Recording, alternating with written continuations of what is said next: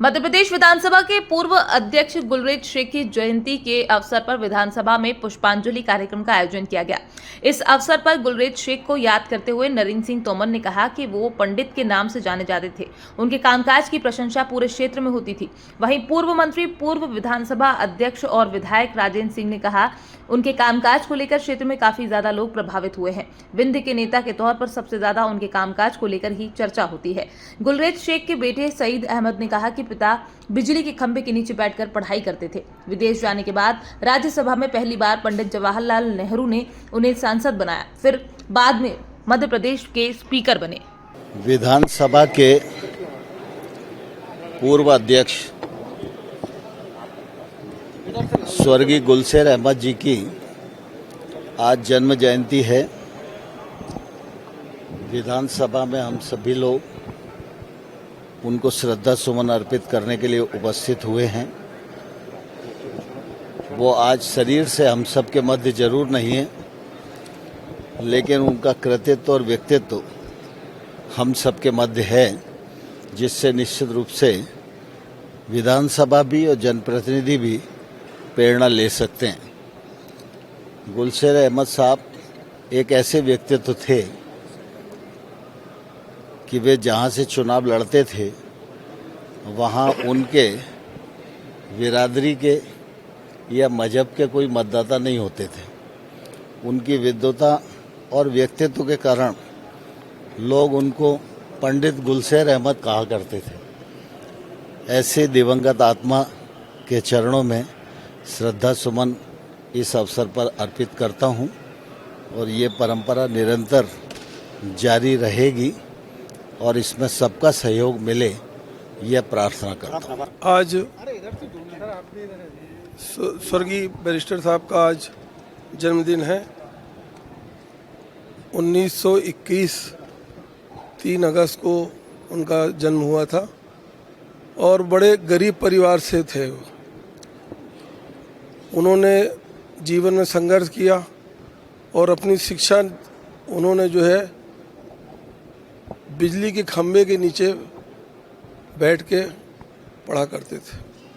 उसके बाद वो इंग्लैंड गए, इंग्लैंड से बारटला करके आए और पंडित जवाहरलाल नेहरू ने 1952 में उन्हें राज्यसभा में प्रथम बार उनको बुला के उनको जो है, जब वो कांग्रेस के सदस्य नहीं थे तब उनको बुला के सदस्यता दिला के राज्यसभा में पहली बार भेजा और मध्य प्रदेश में मंत्री रहे, स्पीकर रहे।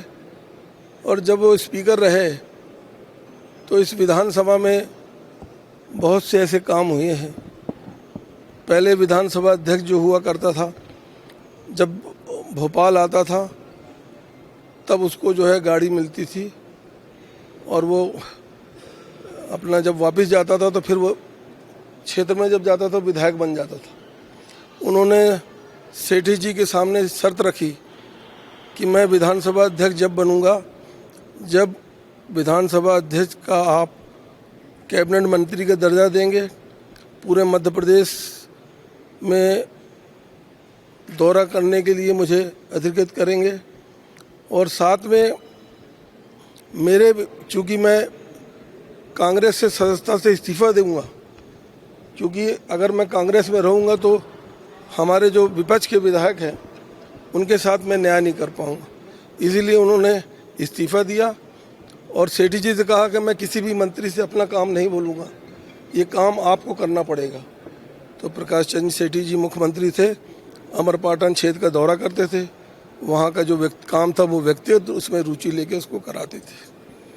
तो एक बहुत ऐसी आत्मा है, ऐसा नेता है जो अब आना बड़ा मुश्किल है हम लोग के क्षेत्र में। एक अच्छे पिता भी थे और जातवाद तो उनके दिल में कभी नहीं था। जहाँ से वो लड़ते थे, जैसे अध्यक्ष जी ने कहा, 500 वोटर थे मुसलमान, लेकिन वहाँ से वो मध्य प्रदेश में सेकंड हाईएस्ट वोटों से चुनाव जीतते थे। तो ऐसी प्रतिभा के धनी थे। आज मैं उनको बड़े मन से, भारी मन से, और मैं अध्यक्ष जी का बहुत बहुत धन्यवाद देता हूँ कि 104 साल बाद उनके जन्म के 104 साल बाद इस विधानसभा में उन्होंने ये जो परंपरा विधानसभा पूर्व अध्यक्षों के लिए किया है, बहुत काबिल तारीफ है। और हमेशा इस विधानसभा में जो लोग रहे उनको लोग याद करेंगे, ऐसी मैं कामना करता हूँ। जी, हम लोग आज स्वर्गीय गुलशेर अहमद साहब की जन्म जयंती के अवसर पर उन्हें श्रद्धा सुमन अर्पित करने के लिए सब एकत्रित हुए। मैं सौभाग्यशाली व्यक्ति हूँ कि उसी क्षेत्र का प्रतिनिधित्व करता हूँ जहाँ से स्वर्गीय आदरणीय बैरिस्टर साहब, उनको सब लोग सम्मान से बैरिस्टर साहब कहा करते थे, गुलशेर अहमद साहब, तो वहीं से मैं भी विधायक हूँ। विधायक रहते हुए वो मंत्री रहे, प्रदेश के विधानसभा के अध्यक्ष रहे और उन्होंने विंध्य का प्रतिनिधित्व किया, पूरे प्रदेश में मान सम्मान बढ़ाया।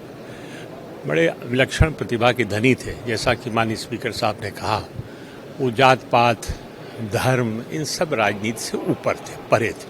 पंडित गुलशेर अहमद कहा जाता था उनको, और बहुत विद्वान थे।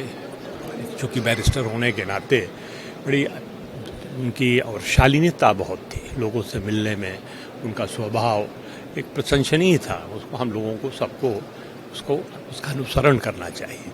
मैं ऐसे अवसर पर, इस अवसर पर उनको पुनः अपने तरफ से अपने क्षेत्र की जनता के आदरणीय मतदाताओं की तरफ से श्रद्धा सुमन अर्पित करता हूँ।